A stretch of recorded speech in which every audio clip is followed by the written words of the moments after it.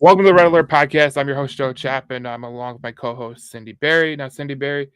Now, Cindy Berry. Now, Cindy Berry.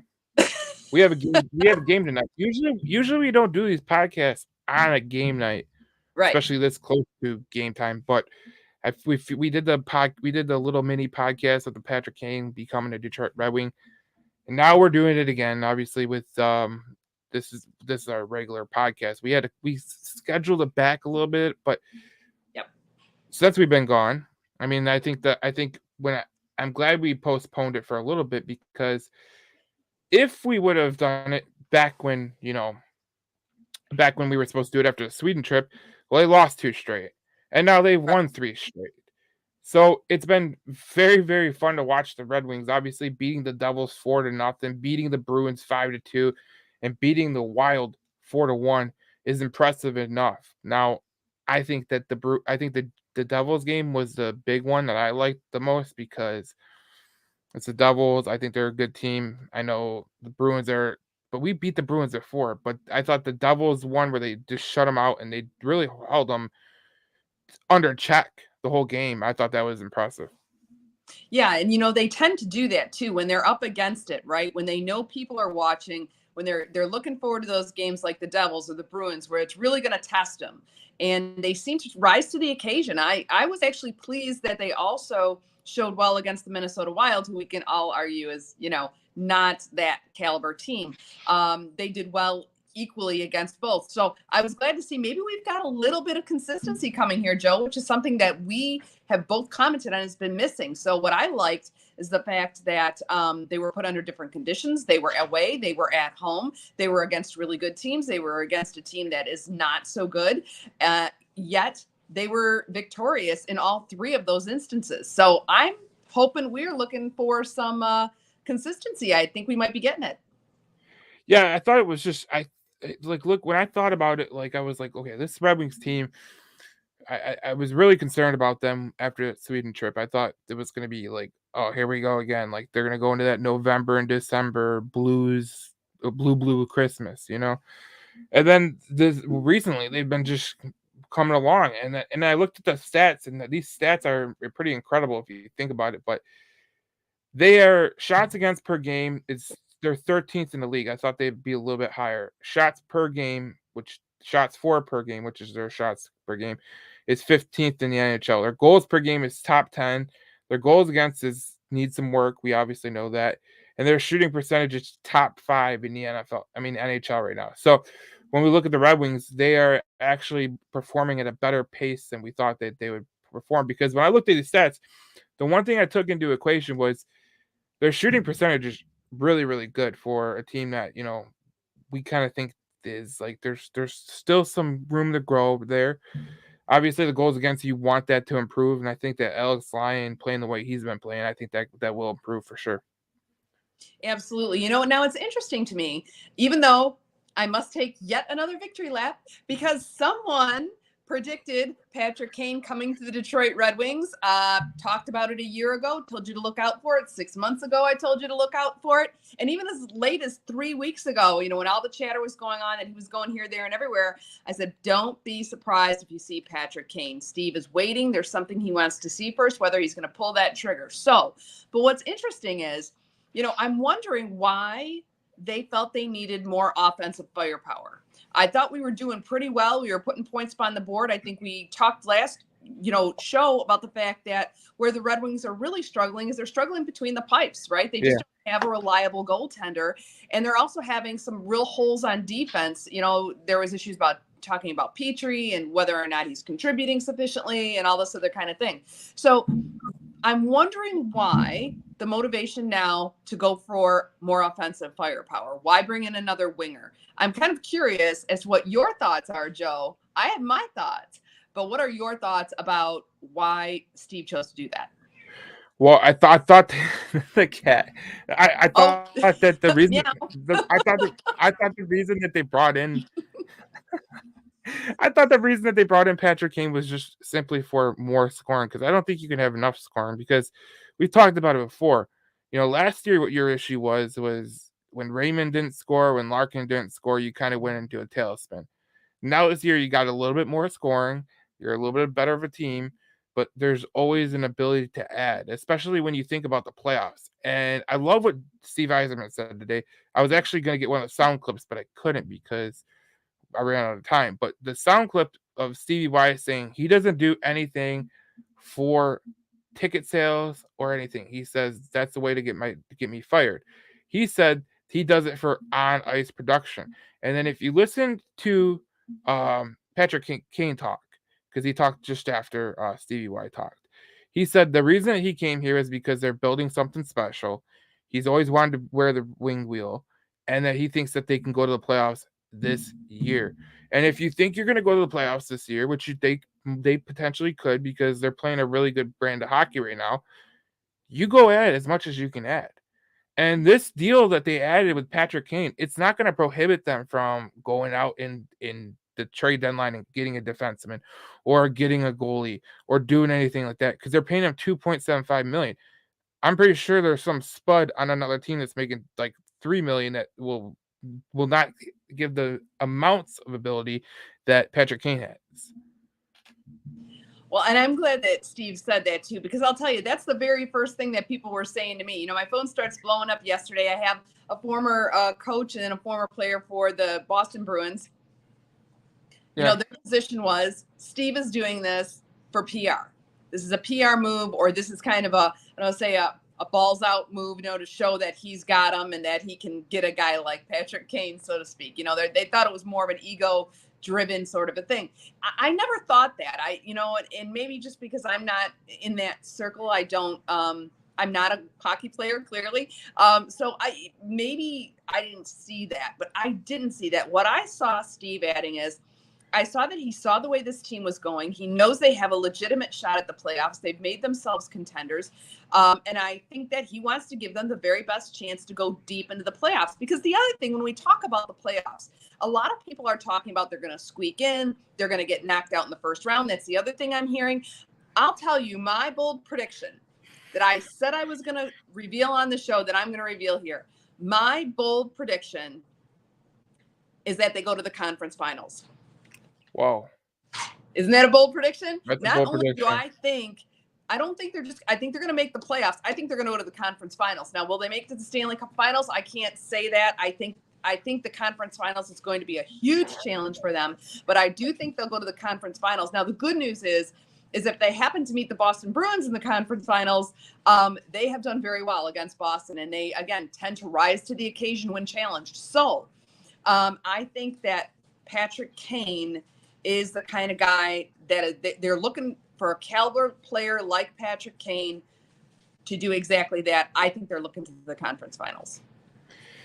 I think that that's a lofty goal. Obviously, when you talk about the conference finals, you're talking about everything clicking, but we just saw last year what happens when you just get in the playoffs. Like, you literally don't know what's going to happen. And a guy like, and let's say if Patrick Kane is 80% of what he was last year, and you add someone at the deadline, and then next thing you know, you add a defenseman at the deadline, you just never really know where it's going to go. So I do think that with what the Red Wings did, getting Patrick Kane, I think that was a key, just a key move that they needed to do.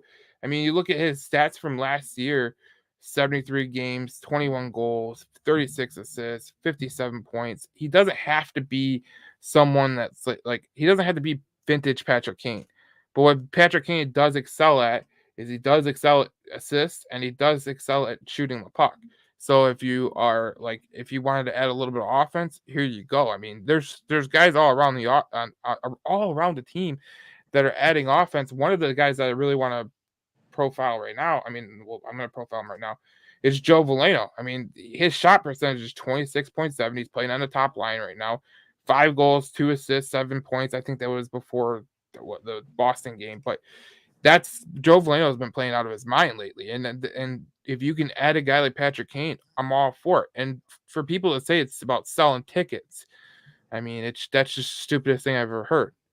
Like, if you really wanted to sell tickets, you would go parade out some has-been that likes to fight, because that will sell tickets too. Well, I think that's their argument, is that Patrick Kane is exactly that. He's a has-been. He's old. He's coming off an injury, a recovery from an injury that is unknown of how he's going to perform now. And so there, I think that's kind of where people are kind of going with it inside of the professional hockey ranks, or at least the former professional hockey ranks. So, but I don't think so. Now, the question though, and it's interesting you brought up Joe Veleno. And by the way, I've been saying for a couple of years now that almost making a personal appeal to Joe Veleno, saying, Joe, there's a reason we know stuff, okay? And so I'm telling him, Joe, you got to get serious. You got to stop, focusing on some things and start putting more focus here, because your job is really at risk. And I think that finally clicked for him this year. He knows that. And whether all things are working for him, I'm happy for him. I really am. I'm really glad that he's done that. And I think the difference, and I usually used to package him and Zadina together. I'd say, Veleno and Zadina are the two that are kind of in trouble right here. But the one thing about Veleno that I know has been reported to me, and I think it's been reported kind of out there in the general media, is that one of the benefits that Joe Veleno has going for him is that he's teachable. He knew he had to get better. He didn't have an attitude about it. He wasn't, someone who didn't think that he needed help to make improvements. I mean, he was willing to he was coachable. He was definitely more coachable, and he knew it. So he made that adjustment. Obviously, he's incorporated a lot of those changes, and it's worked for him. And as a result, he's been able to contribute to the success the Red Wings have had so far. What an interesting question is, and I posted to you yesterday, and I don't know if you've given it any thought, but since you brought up Joe Veleno and the fact that he's been playing on the first line occasionally, now that you're bringing on Patrick Kane, he's going to displace somebody in the top six. They're not going to put Patrick Kane in the bottom six. So whose spot's he going to take? I have my opinion on what I think is going to happen. I'd like to hear your opinion, Joe, on who you think Patrick Kane is going to displace in the top six.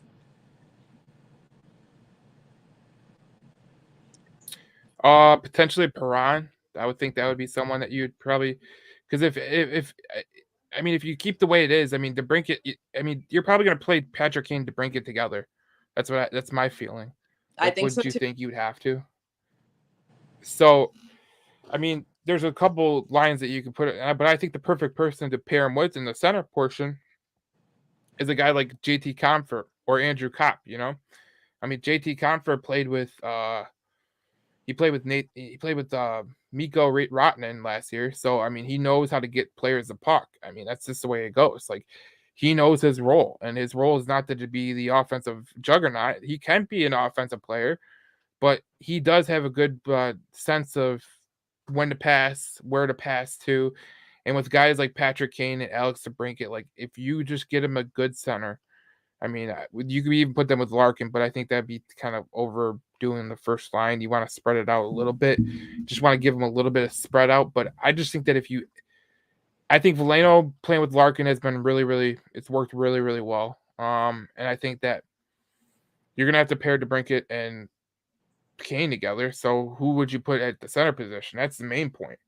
That's a good question. I think that top line is going to be Larkin, DeBrincat, and Kane. I do think they're going to do that. Now, who I think they're going to move out of that top line position is Lucas Raymond, because Lucas Raymond's been playing the top line too. I think you're going to see Lucas Raymond moving down, and he's been actually having a pretty good run. I think he's getting a lot better, but I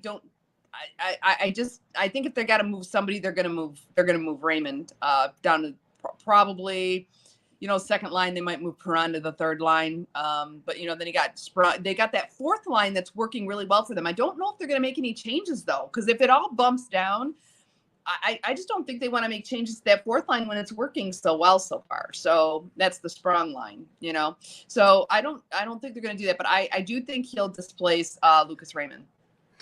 Yeah, I'm trying to look at the last pairings that they had together, because that's kind of going to give me a sense of what to kind of expect. But I'm scrolling. So they had Veleno, Larkin, and Raymond on the first line. They had Kostin, Fisher, and Sprong second line. Third was DeBrincat, Compher, and Rasmussen. Now, I do like the Rasmussen, but I think if you brought DeBrincat up with Compher and Kane, I think that would be a very formidable line. I really do. And then maybe have Veleno anchor you're not going to put Larkin on the second line. No, but Larkin would still be in the first line with Veleno and Raymond because I think that is a good combination right there. I think it's done a pretty damn good job too. Well, because it's not so much necessarily putting the entire talent. It's not a matter of a level of talent on the line. It's a matter of chemistry, and it's who plays well together. You Yeah. know. Well, I also look at it as like I think every line on your team should have a guy that's just a gritty, especially if you got a guy like Kane or DeBrincat on your team. Is the one guy has to go in and get the puck in the dirty areas, do the things that you don't expect Kane to do. You really don't want Kane to do because of his hip. You don't want DeBrincat to do it because he's a smaller player. So like Yeah. a guy like Andrew Copper, JT Compher, I think they're okay going into the corners, being dirty, kind of making mucking stuff up. And I remember back to when Zetterberg and Datsuk were on the line together, they were paired with Abdelkader. And a lot of people didn't like Abdelkader because of his contract, but the one thing that you could say about Abdelkader is he worked perfectly with Datsuk and Zetterberg. Either one of them. Like he really worked perfectly with them because whenever they needed someone to go in the corner to get the puck, he was usually the guy to do it. And you go throughout, the Red Wings history with Stevie Y, he always had a guy on his line that would go retrieve the puck, go to those dirty areas, make sure that he gets the puck. That's what great players do. And I think like you look at Connor McDavid in Edmonton, and you look at Austin Matthews, and I don't think they have those guys.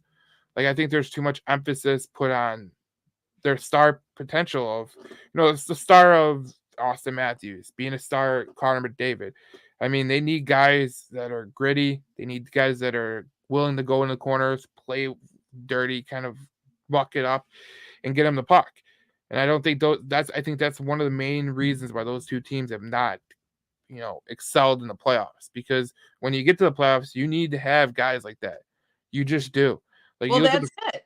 You got to have the right ingredients, right? I mean, even when you bake a cake, I hate to throw such a feminine, stereotypical it works. example in there. I do bake cakes, but I don't, I'm not necessarily your model housewife or anything. But really, I mean, one of the things you ever baked a cake, it's got sugar in it, it's got all the things you expect, it's got all the sweet stuff, but there's always that little pinch of salt.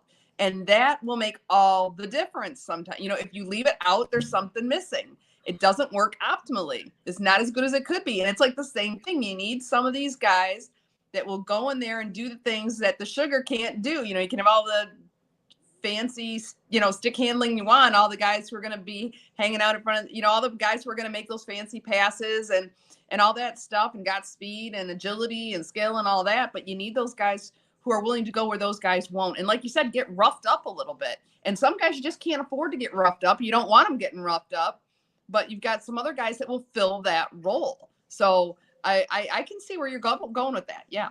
Yeah, I just think that obviously when you look at like those teams, like you go, why aren't they winning? Well, I don't think they're built the right way, especially for the playoffs. I mean, you can break all the records in the season that you want. Yeah. But when you get to the playoffs, it's a totally different game. It's like I tell Lions fans, okay?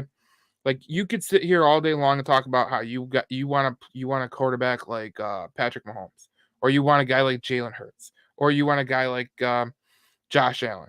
Those are few and far between. There's been teams that have won without those guys, right? So the reality of the situation is, what does it take to win in the playoffs? You need a run game, you need an offensive line, you need to get to the passer. That's what you need. In hockey, it's the same thing. You need certain identities to your hockey team that will help you propel you into like the next round and when you're moving forward. I mean, Florida wasn't the most talented team in the Eastern Conference last year. That's a foregone conclusion. They had Tkachuk, they had Barkov, but they didn't have the lines that the Maple Leafs have, right? Or the Bruins had. But they just beat you to shreds. Same thing with the Vegas Golden Knights. And I know people want to classify Jack Eichel as a superstar. Go be it. I know that people will think he's a superstar. I don't, but whatever. Whatever. Do what you want to do. Right. But the fact of the matter is, they had good goaltending. They were gritty. They beat you to your knees, basically, and they played good defense. And that's the winning identity for hockey teams. And when you look at the Red Wings, they can get better on defense, obviously. But the one thing I can say about them is they have some key identifiers like that they like to play gritty, play dirty, play, they like to muck it up, like as I said. So when I look at that, I say, okay, that's gonna help this team more than, just some random, thing.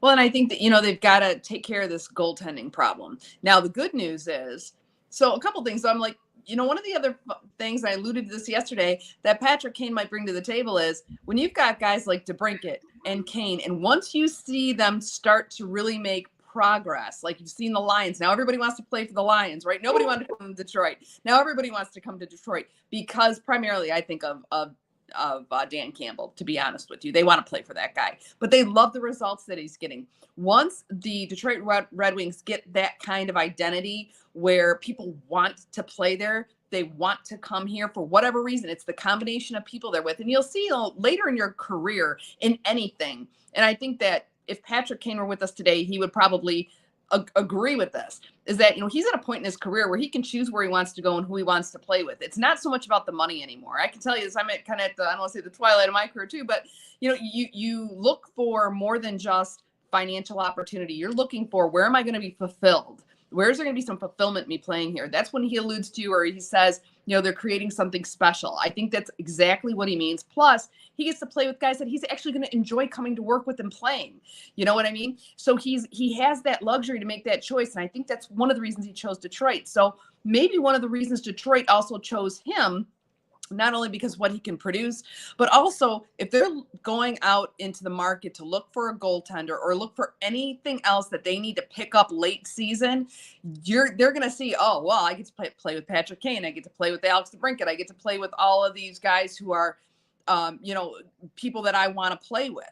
And so maybe that gives them a little bit of an edge even there, even as they're looking for additional pieces to fill in the puzzle.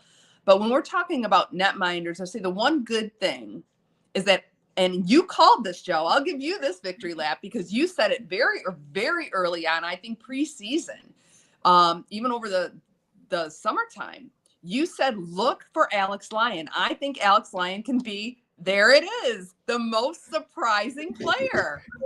There you have it. There we go. There you go. So you got that one nailed. I think he is the most surprising player for a lot of people right now. I mean, they're even talking about, I read an article just yesterday talking about how Alex Lyon is the guy who should be the backup goaltender. Yeah, I agree. I agree with that, especially with that. See, there was something that James Reimer did that I thought was so unforgivable. I really did, especially, that one where the guy swung at it and, he ducked and the puck went in the net. Yeah. I think that was such a garbage ass play just by a goalie. Like that's totally like an offensive lineman, like knowing that he's about to get rocked, just like not standing in there and just protecting his passer. Like I thought that was such garbage. Like I as a goalie, like I don't understand how you do that. First of all, I know that you see a stick flying in the air, but you got a helmet on, dude. You're fine. Like it's not a skate flying at you. It's a freaking stick. Like you have a puck flying at you. Like what do you want to get hit with more, the stick or the puck? Let's be honest. But I do like Alex Lyon. I think that he's been playing really, really well, and I think that he's added stability to that net because I do think that, and we talked about it. One of my major concerns with this Red Wings team was the goaltending. I thought if they're going to make the playoffs, if they're going to make a run here, they got to be better at the goaltending position. And so far, so good, especially these last 3 games. I mean, the shutout, that was great, but they've held teams under 3 goals. So if you hold teams under 3 goals, more often than not, you're going to win the game. Like that's just the reality. Well, and I think they're starting to finally figure out what works. And I think also, let's not discount, I think the work that Newsy Lalonde has been doing to try to get this thing figured out. I give Newsy a lot of credit because I think he recognized that there was, he tried something, it didn't work. So, he did something kind of unusual, and he switched to this 11-7. I'm hearing my cat. He very much wants to participate. He's very vocal. So he's very vocal. This 11-7 format, right? A model that he's going for. It's typically not something that you do long term. You do it only in certain circumstances. But hey, if it's working, keep doing it. And he's allowed that to continue. He's had 3 successes doing that. It'll be interesting to see if he goes with the 11-7 again here when they start against New York. This New York Rangers game that's coming up here is, to me, absolutely critical. They are one of the best teams in the league, hands down. And let's see if Detroit can continue the degree of success that they've had with these other high caliber teams. Let's see if they can continue it against the Rangers. I'm very excited to watch that and see what happens. Yeah, it's going to be on TNT, which they never do good on TNT. I don't know why, but it seems like every time they're on, they lose. But here's the thing. I think that the Red Wings, the way that they're playing, is great, and you hit on it with the 11-7. I think that's a very that's been a great move by New Zealand alone, because here's what it does. When you play 11 forwards, obviously one's going to play double time, which you're going to get more chances for your guys to get out, like DeBrincat or Larkin or Veleno or Raymond or whatever. They're going to play more ice time, so that's good. But it also keeps your D fresh. And can you do this all throughout the season? No, you cannot. And is he picking the right spots to play the 11-7? Absolutely. He's doing a great job of that. And I think that's what that's kind of how you figure out if you got a good coach. Good coaches, they kind of figure out things like, okay, it's like in football. Like if you don't, all right, folks, as the weather gets colder, the NFL off.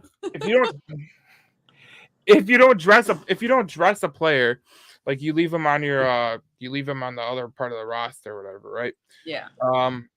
You're like, if they're game day scratches or whatever the hell it's called. Mm-hmm.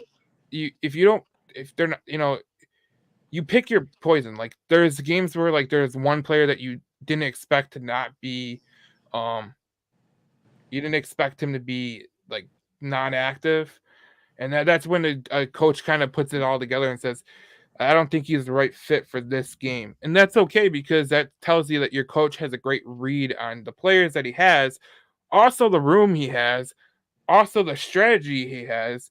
And there's a lot of things that go into those equations. And I think that if you're a smart coach and you do stuff like that, you're one step ahead of the competition, because a lot of people don't think like that. Like a lot of people don't think like Belichick did with we got to win special teams. I don't think a lot of people thought with Scotty Bowman, with Scotty Bowman doing his puck possession and then doing the, having a fast line and having a slower line. Like I don't think people thought about that. Like there's certain things that you do in hockey and football and baseball that it's all scheme driven. And if you don't have the right coach, you're done. And I think that what Lalonde's doing with this 11-7, he's picking the right spots and it's working.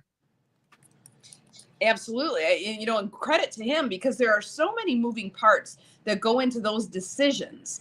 And if people only understood that, I think some people do, but then they forget.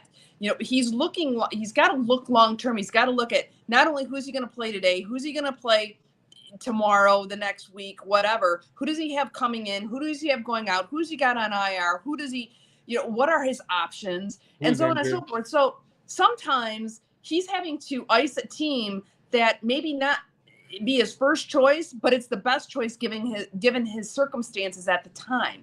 So, there's some things, those decisions that get made at the last minute. So, but I agree with you. I think he's doing the right things at the right time. I think this 11-7 that's working. The Wings needed this boost of confidence. Their confidence was really, I think, very late. They needed these wins. They're so important. In fact, when we go through, we're at the end of the season, and we talk about what were the most important games, what was the most critical period of time, what was the fulcrum point, right? Where did things change? Where was that pivot point? I will tell you, these 3 games that they just won, and if they win this 4th one against New York, even better. But these last 3 games that they have won will be the turning point in the Detroit Red Wings season, because it could have gone either way. Because after they left Sweden, I know they were disheartened. I know they were down. They were expecting to do much better than what they did, and it didn't happen. And so these 3 wins were absolutely critical. So the fact that this helps them regain confidence, regain momentum at a critical time of the season, in order to catapult them to further success, along with bringing on Patrick Kane. I really do think Patrick Kane is going to be, to a certain extent, a game changer. but more so, I think they're already on that trajectory with this this trifecta of wins that they had recently. This is going to be a turning point for the Wings. I promise you. I feel it. This is going to go back and we're going to say this was a critical moment for the Wings this season in terms of what their future success is going to be. Well, it's like I say with the Lions, right? I have a video coming out tonight for Lions fans. If you're, if people are on the podcast or they're watching right now, but I talk about that with my Lions video. I say, there's turning points to every part of the season, Right. and mainly in the beginning and the middle portion of the season, there is a big time turning point. And in hockey, if you don't win the games in November, late in November, early December, it can come back to haunt you. In football, it's a shorter season. Obviously, you play 17 games, but those games in November and October, if you sleepwalk a couple of them, you could lose them, and then next thing you know, you're kind of trying to fight back at the end. What I take account for with the Red Wings in terms of what they're doing is they did get their self off the map. They did play a better brand of hockey in the last 3 games, and it's kind of like what I see with the Lions. Like, is everything perfect right now? No, it's not perfect. But the thing about it is they're managing to not fall behind. That's the major thing. Like, you can lose games like that you're supposed to win. Like, the Lions were supposed to win the Thanksgiving game. They didn't. But you would rather have that happen now because if that happens late in the season, I mean, that's a big time loss. So you these games that you win in November and December in hockey are just absolutely huge because we saw it last year, Cindy. We talked about it on this podcast. Is when Sorry. when you have these wins in November and December, or you don't win in November and December, those come back to haunt you like they just do. And we'll have to hope that this is not a haunting moment for the Detroit Red Wings this season, because it was last season. This is where things went, downhill. This was a pivotal moment for them last year, and it didn't go well. Now it seems to be going in the right direction. The addition of Patrick Kane, I think, is going to be another shot in the arm, going to give them more confidence, going to help them further solidify their identity. Because, that's the one thing, though, and they are starting to have somewhat of an identity, but I don't think they're quite there like the Lions are. The Lions have a very, very clear identity, in part because of the strong personality of Dan Campbell. Whereas Newsy Lalonde's a little bit more on the laid back side. It's going to take a very strong personality to bring the identity of the Red Wings out, whatever they start to develop, to bring it out. And I think that Patrick Kane could certainly be one of those people. I mean, he's going to get followed. The media is going to follow this.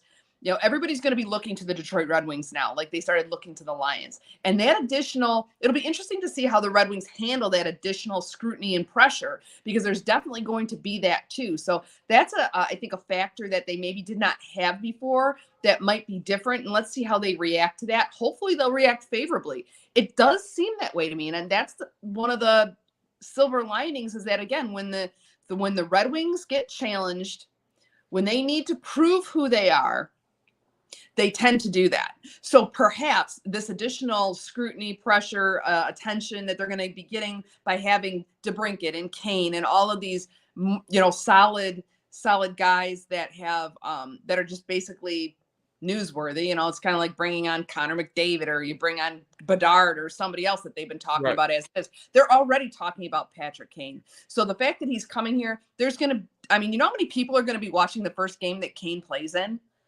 That's probably going to be one of the most watched games, right? Of certainly of the month, and maybe of the season. So a lot of people are going to be watching that. The Red Wings tend to do well under that kind of environment. And so I think this could be very, very good for them in so many ways, just building in some of the intrinsic, what we would say, like the intangibles, right? I think you might see the intangible aspects of the game start to have a little bit more of an impact on the on-ice performance and what we end up seeing on the scoreboard at the end of the day.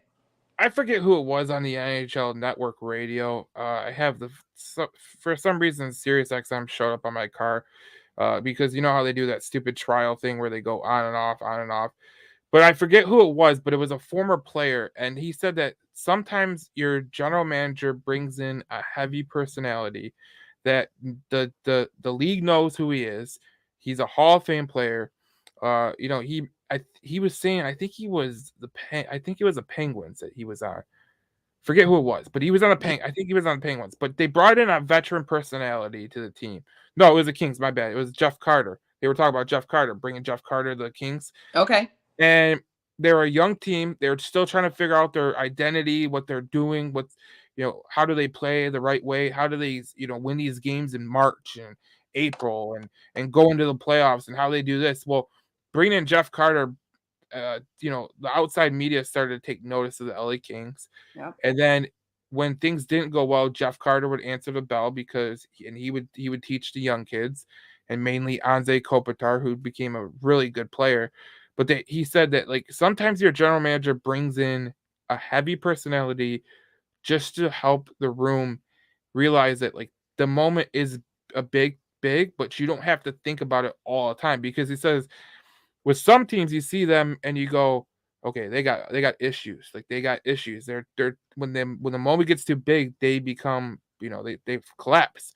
Right. Look at the Leafs. Look at the Oilers. Yes. I mean, when you don't have that veteran presence in that locker room, like a real veteran presence. I mean, David Perron's a veteran presence, but you have multiple of those guys in there. That's what when you're trying to rebuild a culture, a winning culture, you have to bring those guys in. You just do. And with the Lions, they brought in CJ Gardner-Johnson. Has that worked out yet? No, but they brought guys in that, like, they're going to help you with the personality that they have, get ready for the moment that you're going to be preparing for. These two teams that we're talking about, the Red Wings and the Lions, they're both young teams. They're still trying to figure it out. Like, they're not, right. Hutchinson said that, like, they're still trying to figure out how to get through this whole stretch and go to the playoffs, and that's something they're trying to figure out. The Red Wings are doing the same thing. Like, they're trying to figure it out. They're trying to. A lot of those players haven't made a playoff run, so they're going to lean on David Perron. They're going to lean on Alex DeBrincat. They're going to lean on JT Compher, Andrew Kopp, Justin Hall, Jeff Petrie. Like, these guys that they have as veteran leaders, those are going to be guys that they lean on. Well, I don't know what exactly is going to be. I don't think it's going to be necessarily one thing, right, that does it for the Red Wings. I think it's going to be a compilation of things. Yeah. I am a little still concerned about goaltending. I'm not going to lie. I'm still concerned about that. I think Alex Lyon's having a great little run. How long will it last? Don't know. And will Ville Husso be able to fill in with enough wins in the meantime between those times? You know what I'm saying? So I'm not sure. I'm still a little concerned about it. But I know against the New York Rangers tonight, it's going to be an absolute test, because when we're looking at the New York, and I don't know if you prepared any kind of a graphic or anything on this, but, some of the stats for the New York Rangers that the Wings are going to have to deal with is, obviously, they're tied for the most wins in the NHL. 31 points is the second. They're tied for second most points in the league. They're number one in faceoffs. Yep. They've got a tremendous faceoff game. They have the best faceoff percentage in the NHL right now, 55.7%. That's something that the Wings are going to have to deal with. I know we were doing very well in the faceoff circle, and then we started to have a couple of challenges there. But I think that's one point where the Wings might be able to neutralize the Rangers. And the fact that the Rangers are on a little bit of a streak right now. It's hard to say when they're winning as much as they are. It's kind of like there's always a winning streak for them. But in particular, right now, it's in their last 9 out of 10 games, they've learned at least a point. And but the Red Wings, I think, can be competitive there. And so I think we've got some opportunity, and I would really like to see the Wings put forth. Now, the thing of it is, we don't have Dylan Larkin on the ice today. We don't have Patrick Kane in the lineup today. So can you imagine the impact if the Wings can win without Larkin in the lineup, without huge. Patrick Kane in the lineup? That's huge. Huge. And that's why this game is so important. And then, for people that are on the podcast listening, probably the next day or whatever, with the Rangers, their defensive stats are unreal. They're third in goals against average.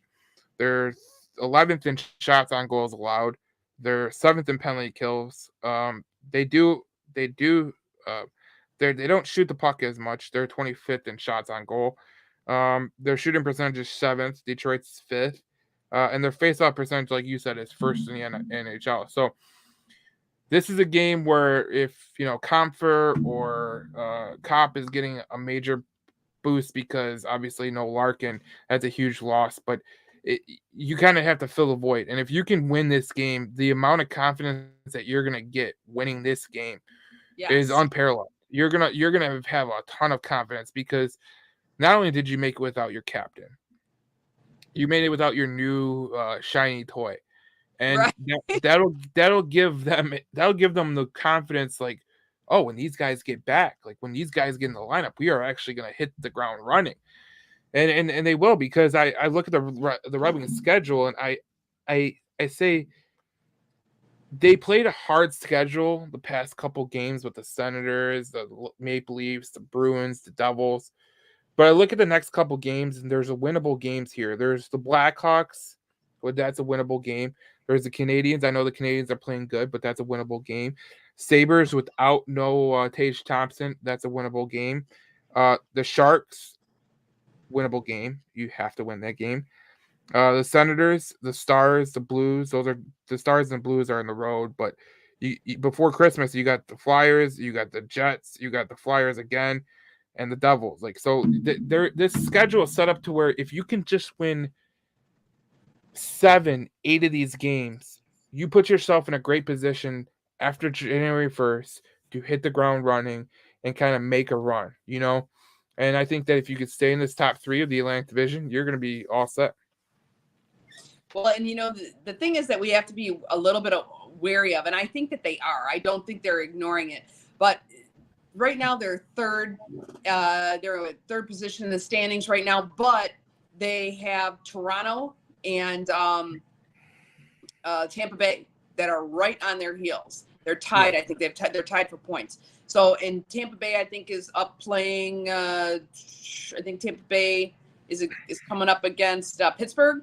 Yeah. And I think that we did the other, the Toronto's coming up against Seattle. It's the other way around. Those guys are playing Seattle and Pittsburgh next.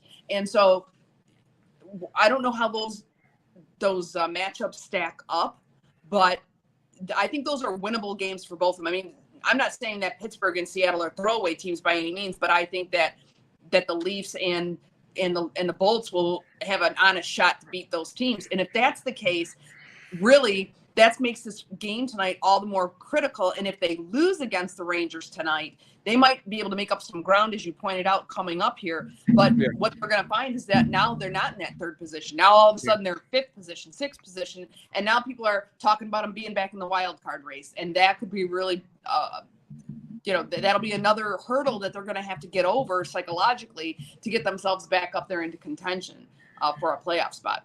Now, I love this stat. This stat is this is what separates the good teams from the bad teams, in my opinion. Because for a while, the Red Wings have been the team that's been on the opposite side of the equation. Right. Do you know who is the first best team in the Eastern Conference in terms of goal differential? Goal differential in the Eastern Conference? Yeah. I'm tempted to say it, but I'm going to let you tell it. Go ahead. It's the team they play tonight, the Rangers. Yeah. The second best is the Boston Bruins at +16. That's what I would have said. I would have said Boston. Boston's second. Do you know who's third? Who's third? The Detroit Red Wings. Yeah. So I caution people, because I know people look at it and they go, well, they're going, they're fighting with the Toronto Maple Leafs and the Tampa Bay Lightning. When you look at the goal differential, this really paints a picture of how your team is going to really either they're gonna keep going or they're gonna not. And if you're a +10 or above right now, I look at you and I go, okay, you got a really good shot. You got a really good shot to win and go to the playoffs. The only team outside the playoff race right now that is a plus differential is the Pittsburgh Penguins at +10, which makes no damn sense.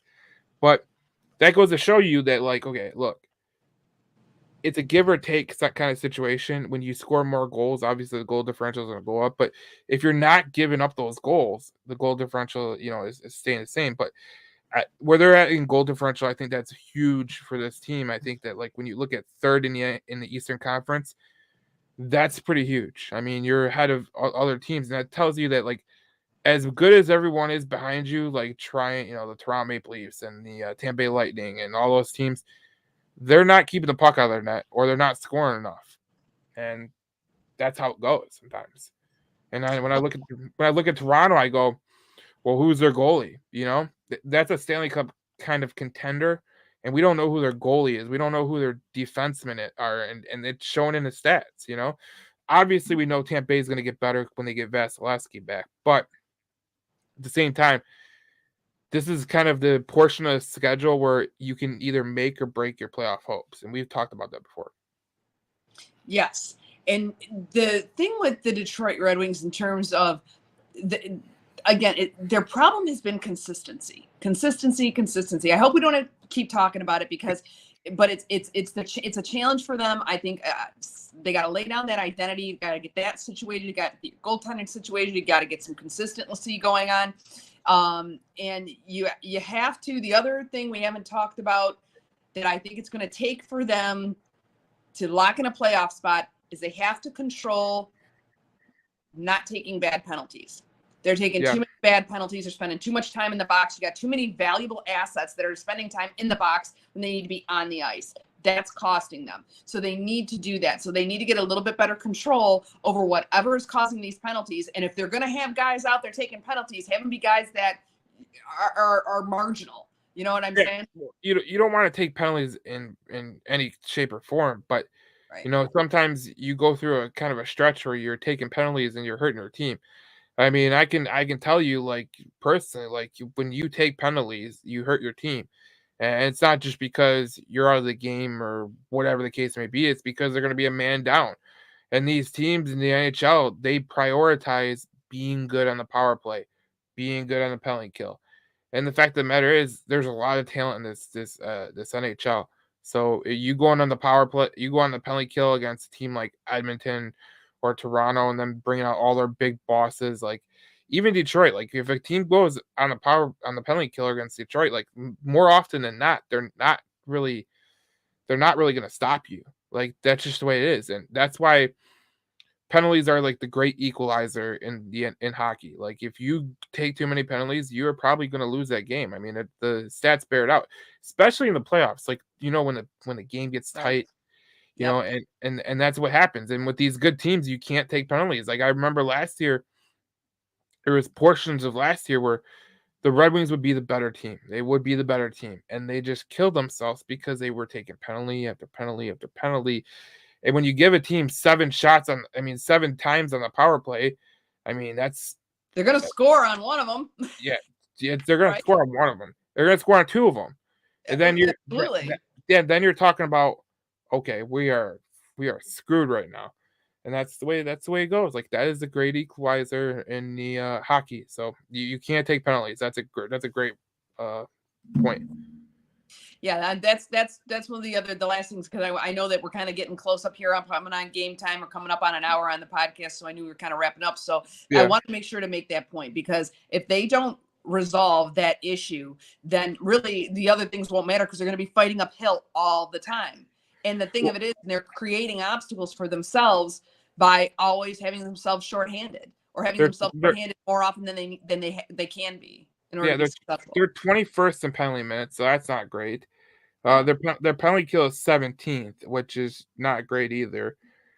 Like I said, if you're given too many teams chances, like, they're averaging 10.5 minutes on the penalty kill. I mean, that's 5 times you're taking a penalty. And if you take a penalty 5 times and they score twice, they score once, I mean, that's a difference in the game right there. And if it happens at a certain point in time in the game where you're, maybe it's the first period and it's the end of the first period, like, they're going to go in with momentum. So staying out of the box is paramount. I think Newsy said that a lot in his press conferences. Is like, look, we got to stay out of the box. You know what I'm saying? Because he was talking about, I think it was against the Sens, They took too many penalties that game. They found themselves in a freaking hole, like 4-0. Yeah. And they fought their way back, but they just never could get that extra goal because maybe that extra goal that they gave up on the power play, the penalty kill, that might have been the goal that tied it, or that might have been the goal that won it. You know what I'm saying? Like that's how close the Absolutely. league is. That's how close the league is. That's just the way it is. Like if you take too many penalties, you're gonna lose. This conference alone is just stacked. It's just stacked. The fact that the Red Wings are doing as well as they are among the talent that they're in is I think testament to a certain degree as to how much better this team has gotten. It's kind of like the Lions. Look how much better they've gotten. Are they perfect yet? Are they where they need to be yet? No, but they've gotten so much better. And if they can just take this point in time right now to really enhance that and pick up some serious points against some teams that they need to beat for a number of reasons, they're going to find themselves very well positioned coming into the All-Star break. That's what I want to see, because you know that they're going to have some issues. And up to this point, we've been, and I hate to say it, knock on wood, I'm knocking on lots of wood, because up to this point, they've been relatively healthy. They haven't had any significant injuries, because God help them if they find themselves in a marginal position coming into the All-Star break and they have suffer a serious injury or 2 or 3. God help them, because then it's going to be, the playoffs in this environment that they're in with the New York Rangers, Boston Bruins, Florida Panthers, Toronto, Tampa Bay. You've got some serious contenders here. New Jersey Devils who could still come back and bite you. So when you're in that, you don't have the luxury of being on the bubble or being a marginal team. You don't have those kind of, and Newsy Lalone said this, you don't have those kind of, massive point scores. And now with Kane, you might have that, but you didn't have that before. You don't have guys who can come in and rescue you should somebody, one of your key guys go down. What if it's Dylan Larkin? What if it's Alex DeBrincat? God forbid. You don't have the depth that has demonstrated yet. Yeah, they can go ahead and take over and then you ride out that period of time between, say, the All-Star break, maybe somewhere around like, February-ish, right? Yeah. Where things could go downhill, and they can go downhill very quickly, and you just don't have the ability to make that up. So these points that they're going to gain in the month of December and early January are going to be very important to hedge that and to insulate against that potentially happening. We hope it doesn't, but you have to plan like it's going to, and we need these points to insulate us in that regard. To further prove your point, and I know you were talking about the Eastern Conference and how talented it is, think of this. 7 of the top 10 teams on the power play are in the Eastern Conference. There you go. So another reason, why you need to get better on the power play and not take because every team in this conference is good on the power play. It seems like. I think it's, if you want to go top 15, I think it's 9 out of the top 15. So what? Only 6 teams are not in the Eastern Conference. All right, cool. Like that's how you get yourself lost. And when you're in the Eastern Conference, like it's the way tougher conference. So the margin of error is so minuscule. Right. So minuscule that you, like, one little penalty that you took that could have been the stupidest penalty ever, or just like a stupid lapse in judgment. You put your stick where someone was, or you were too heavy on the puck and you got a high stick up there and you got 4 minutes instead of 2 minutes. Those are the kind of things that lose you games in the Eastern Conference. If you go to the box, more often than not, the other team is going to score. And that's just the way the stats bear it out. You can't expect things to break your way. That's the other thing, is that I think that the Wings have faced some real adversity lately. That Slewfoot move on DeBrincat, come on, wasn't even called. I don't like the way that went down, and you got to prepare for things like that are going to happen. And the more they become contenders, the more that stuff is going to happen. So the more insulated you can be, the more insurance you can have, the better. And I think, back to kind of round this out, at the end of the day, I really do think that that's what Patrick Kane is. He's an insurance policy that Steve Yzerman took out on the possibility that his team might be looking toward a serious deep run in the playoffs. Yeah, well, we talked about earlier in the podcast, I think that when they got Patrick Kane, it sent a message to the whole team saying, look, we haven't been competitive in the playoffs. We need guys that can help us. And I don't care how old he is or whatever. I mean, there's a player that is now in the front office that dealt with a similar type injury late in his career, and that was Stevie Y. So of Right. all people that knows about serious injuries that could be career enders or whatever the case may be, it's Steve Yzerman. And this is a great shot for the Red Wings because when you get to the trade deadline, maybe you don't have to add scoring. Maybe you could just go into the trade deadline, you add defenseman, like you grab a premium defenseman and you say, screw it, we're going in on it because we might be one of the better teams. Or you go get a goaltender like Saros or someone like that. You know, you never know who can become available at the trade deadline. So my point is this. You getting Patrick Kane might save you from pennying up some more to get a score at the deadline because we know how hard those can be to get at the deadline. That's I mean, right. last year the deadline started at what, in January? I mean, and then by the time we got to the trade deadline, there was nothing left. So if you waited to the trade deadline, you were You're screwing too the late. pooch. Yeah, so I Yeah. think that it's smart that Stevie Y pulled the trigger on Patrick Kane like he did, and I think it's smart because now he's going to have ability to get chemistry with his teammates, and then when you go to the January and February, you're not in March, you're not bringing in a new guy on the offensive end that's going to have to learn, how does Comfort pass? Like, what does he look for a guy that he's going to pass to, and what Right. does Patrick Kane do with Dylan Larkin on his as a center? Like, Dylan Larkin does have familiarity with Patrick Kane. They did play with Team Yes. USA together. So Yes. I do like this a lot. And I think that the way that Stevie Y has played this has been masterful. And I expect nothing less from Stevie Y the way that he's played this because he's done a damn good job of, making this roster whole while we wait for the kids to come up from the Grand Rapids. Like he said, I'm not waiting no more. I'm not waiting. If they want to come, they have to earn their way up, and that's a great way to do it because that's what the Red Wings did when they were flying high. Yep, and we said this a long time ago that this period of time is critical. This is going to really tell the tale, and we also said that if Stevie Y was going to make a move, he needed to do it before Christmas, and he did exactly that. So I think that tells you. I'll use one of your lines, Joe. Tells you all you need to know. Tells you all you need to know. That really tells you all you need to know. Now let's see if the Red Wings can execute. I think Steve is giving them all of the resources and tools that they need. Now it's on them. Yep. That's all you need to know. I mean, that's all you need to know. I mean, and you need to know that if you want to know the news before it hits, before your traditional sports, if you want to know what's really going on, you got to like and follow Red Alert Podcast. Yeah, and Between the Whistles Detroit, and then we'll get it to going. But it's been a great podcast this time. We had a great week because we got some news. We got the Red Wings are playing good. Hopefully they continue this going into night. For people that are listening on the podcast, obviously we're recording before the New York Rangers Detroit Red Wings game, but it's gonna work out fine. So I'm going to grab some munchies, some nachos, maybe some pizza, so I can sit there uninterrupted and watch my Detroit Red Wings beat the New York Rangers. The cat wants some. He really does want some. He does. I'll have to give him a little taste. All right, we will see you guys in the next Red Alert podcast. I'm your host, Joe Chapp, with my other host, Cindy Berry. The best part, Cindy Berry. Yeah. And we will see you guys in the next Red Alert podcast. This will be a podcast in about an hour, so stay tuned for that.